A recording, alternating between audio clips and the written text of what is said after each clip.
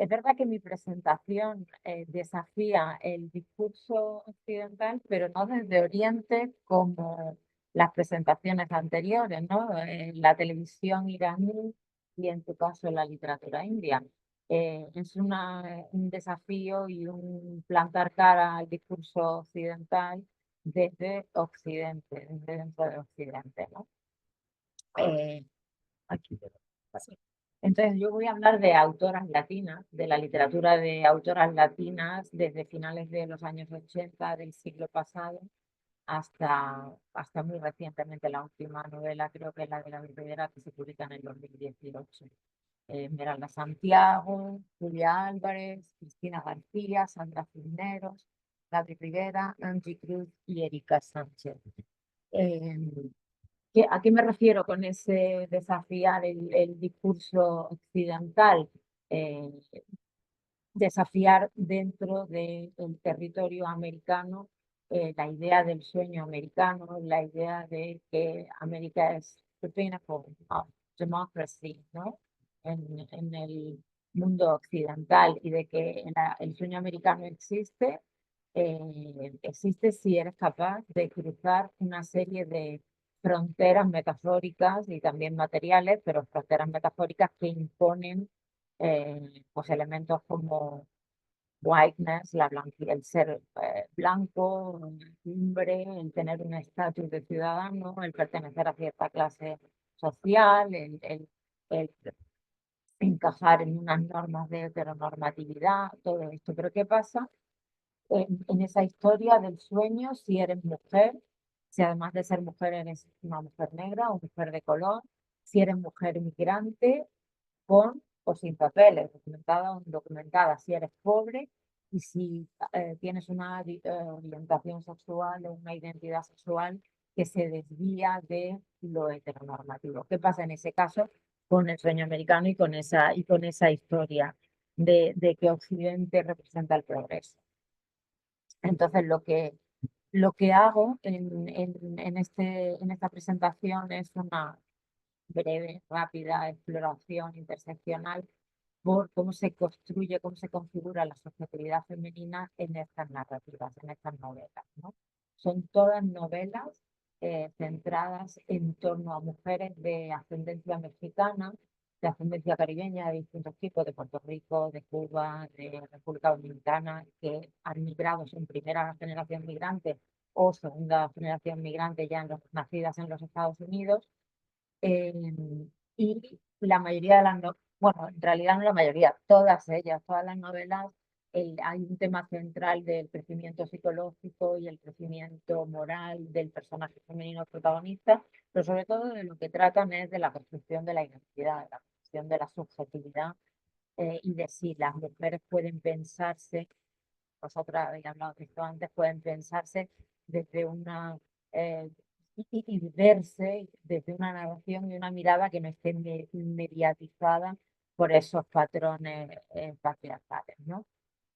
Y además también todas las historias contienen una crítica, aparte de este tema central, una crítica muy importante a la violencia que sufren las mujeres dentro del sistema global neoliberal que particularmente pone a las mujeres en unas posiciones muy vulnerables, especialmente si al género añadimos todas estas capas que he estado diciendo, ¿no? El ser mujer migrante, si tienes papeles bien, si no tienes papeles aún peor, si eres una mujer de color racializada, etcétera, etcétera, ¿no?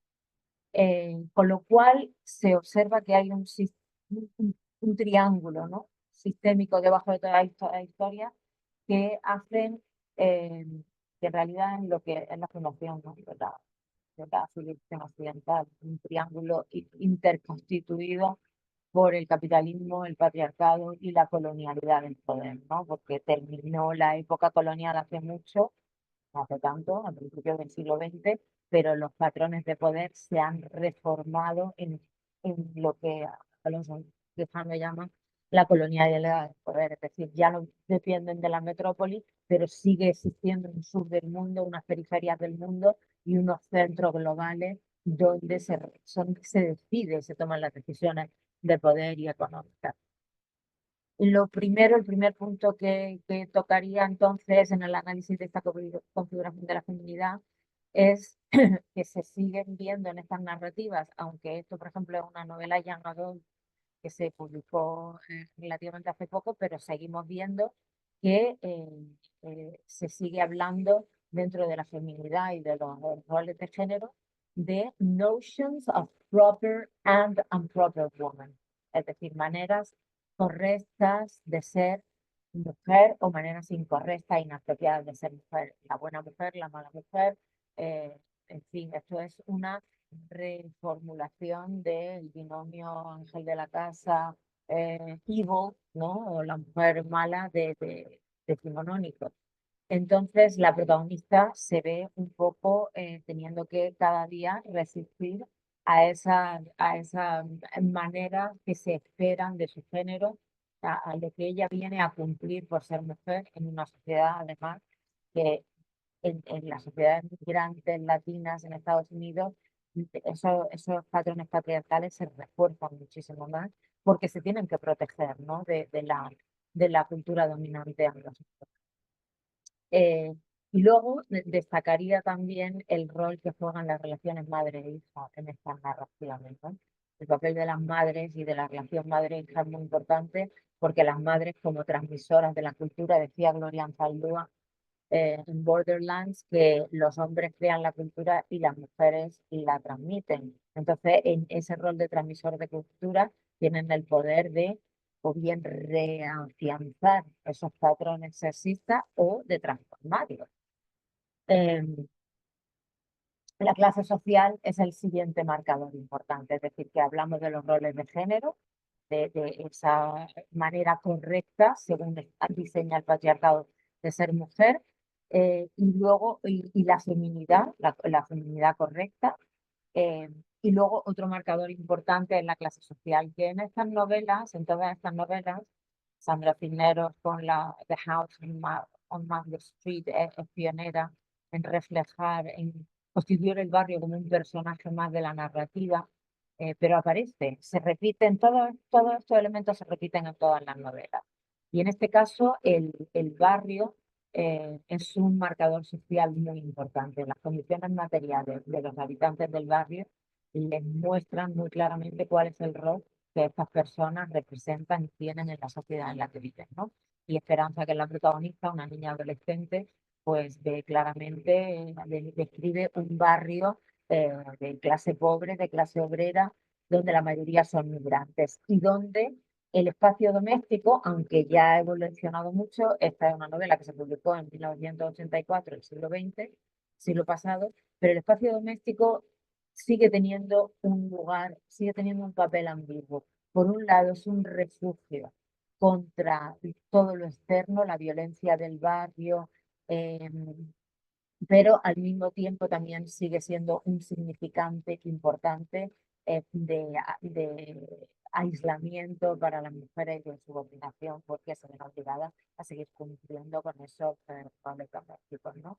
Y esto es un modelo que se ha replicado en todas las ciudades, grandes capitales de Occidente, ¿no? A partir de los 80, cuando empieza, digamos, a ser más fuerte esa cara del neoliberalismo que estamos viviendo ahora mismo, pues las ciudades se empiezan a rediseñar, el diseño urbano ya contiene en ese trabajo de estructuración una segregación de clase y posteriormente con los movimientos migratorios una segregación de raza. Es decir, que vemos ya que en el diseño de las ciudades este tipo de segregación y de jerarquías sociales, de clases, de raza, ya vienen de por sí impuestas por el espacio urbano, ¿no?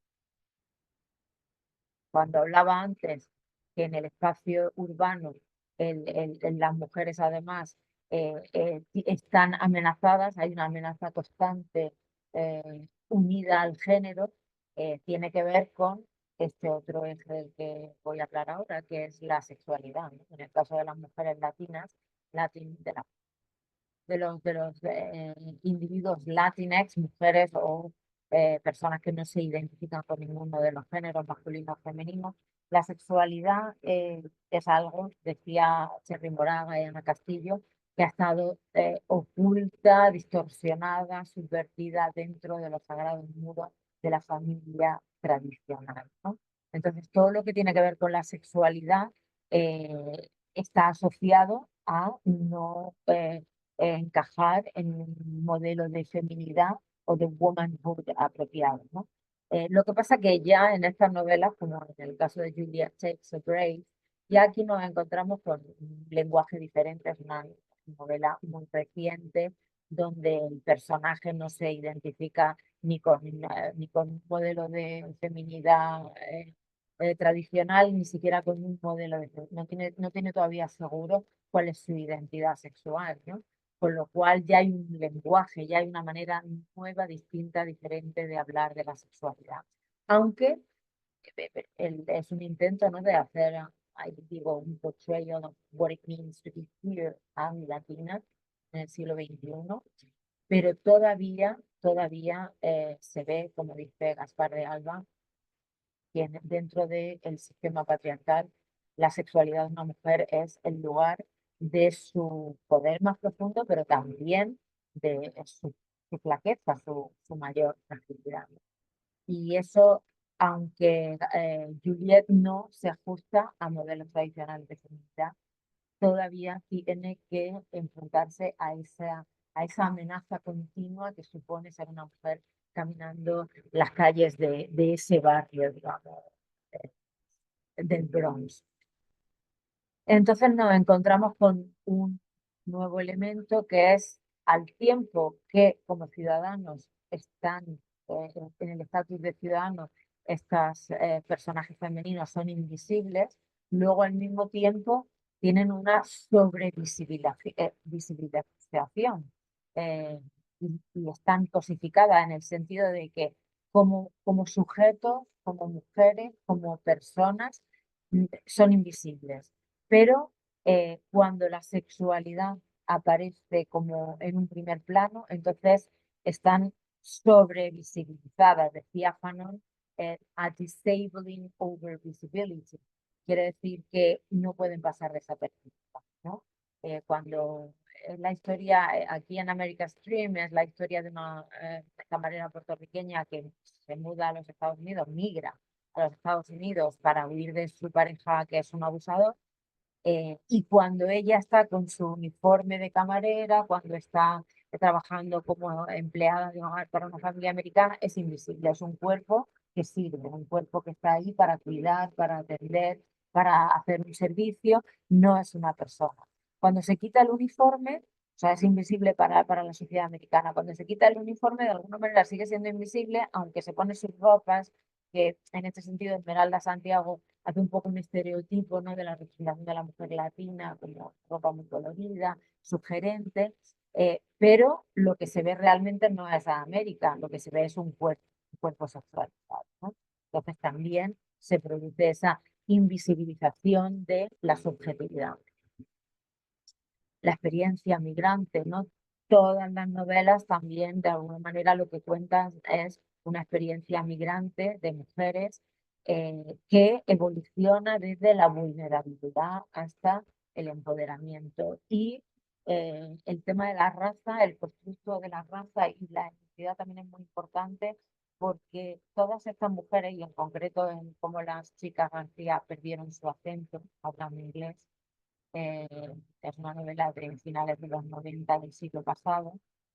Julia Álvarez, la manera en la que habla de la raza y de lo étnico, de la construcción de lo étnico, es muy interesante y se relaciona con tú nombraba antes a Judith Butler, con esa idea de la performatividad en género de la que habla Judith Butler, porque estas son cuatro chicas que tienen que emigrar a los Estados Unidos porque el padre se ha pronunciado en contra de Trujillo, de la dictadura de Trujillo en la República Dominicana, y cuando llegan a Nueva York se encuentran con un fenómeno muy interesante, que es que ellas en la República Dominicana, en Santo Domingo, eran blancas, pero cuando llegan a Estados Unidos de repente ya no son blancas, son racializadas.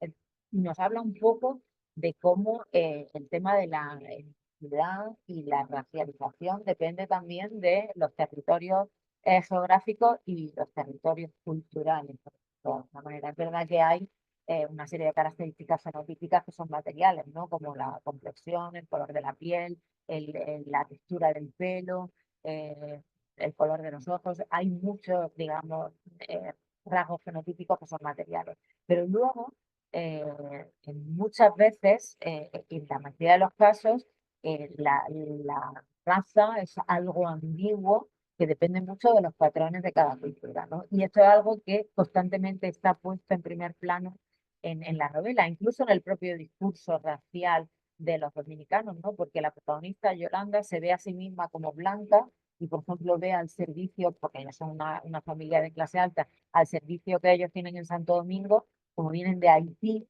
o tienen pieles más oscuras, sí que los ven como descendientes de africanos, como personas negras, pero ella no se percibe a sí misma como tal, ¿no? Habla de su piel color café con leche, en comparación con la piel casi azul marina, de azul marino de la persona que sirve en su casa, ¿no? Sin embargo, cuando llega a Estados Unidos, ella se coloca en el lugar del otro, ¿no? Y se da cuenta de lo ambiguo del discurso racista y que tiene que ver mucho también con los patrones impuestos por una colonialidad del poder. Como decía antes, las jerarquías, las jerarquías raciales se inventan con la modernidad, con la conquista de América y con la exportación a todo el mundo occidental de esas jerarquías que se crearon.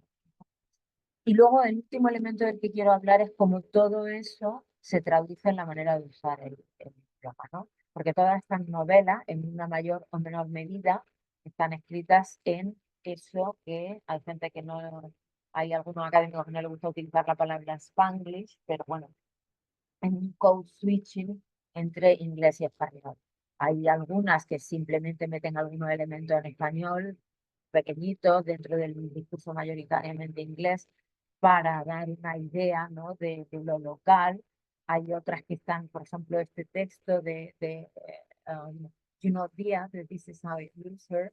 Si le echáis un vistazo, hay una alternancia sostenida y toda la novela está escrita así, alternando inglés y español, aunque es verdad que, como dice Lourdes Torres, estas categorías, Passion Spanish, Gratifying the Bilingual Reader y Radical Bilingualism, vienen de un artículo de Lourdes Torres que analiza el lenguaje de los autores latinos a finales del siglo XX, principios del siglo XXI, y ella habla, pues eso, de meter un poquito de español, de darle algo gratificante al lector bilingüe, y luego están esos textos que son minoritarios, que también están publicados, de hecho, por editoriales muy independientes o editoriales universitarias, académicas, que ella llama el radical bilingualism, que son realmente cambios de código, cambios de lengua dentro de la propia frase, en los párrafos, es decir, hay un constante cambio de idioma que sí que requiere del lector, pues, un conocimiento, ¿no? de las dos lenguas. Y claro, el utilizar ese idioma, el utilizar este tercer idioma, lo que pretende es dar legitimidad a la cultura híbrida de estas mujeres, de estas autoras, de los personajes que ellas presentan, un poco en el espíritu vuelvo a citar a Gloria Anzaldúa, de lo que decía Gloria Anzaldúa, ¿no? I am my language until I cannot speak my language without having to translate. I won't be legitimized as a subject. Entonces, si yo me he criado entre dos lenguas, entre español e inglés, y en mi día a día esa es mi realidad y yo me desarrollo y crezco y pienso en esas dos lenguas, ¿por qué mi creación artística o mi trabajo no lo puedo desarrollar en esas dos lenguas, ¿no? Entonces, pues bueno, para terminar, destacaría tres ideas fundamentales, ¿no?